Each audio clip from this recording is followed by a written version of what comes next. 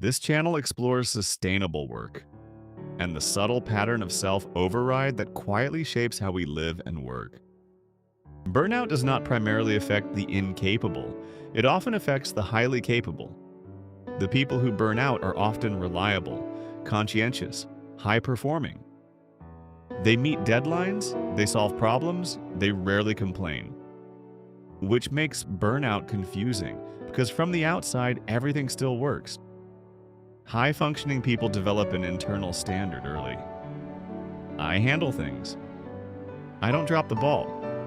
I can manage. These beliefs create strength, but they also create vulnerability. Because when pressure increases, they don't withdraw.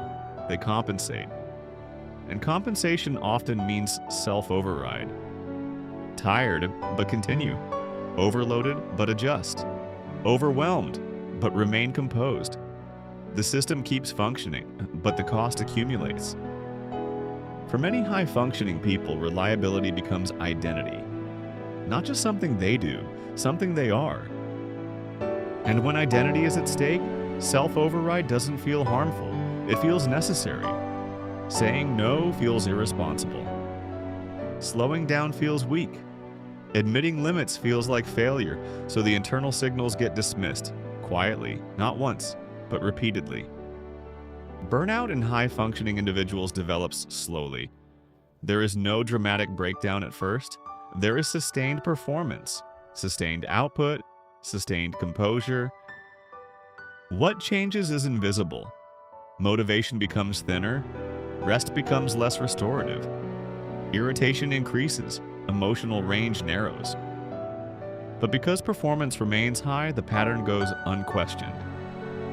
Every time you override internal fatigue or tension, the nervous system adapts.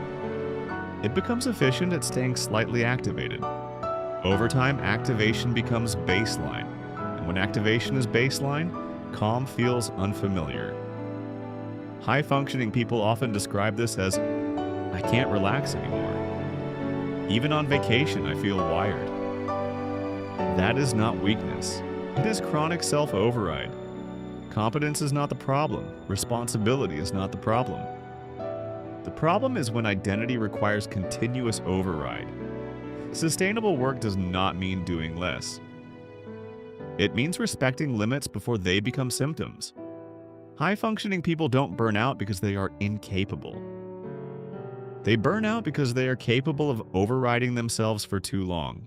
Sustainable work begins when we stop overriding ourselves.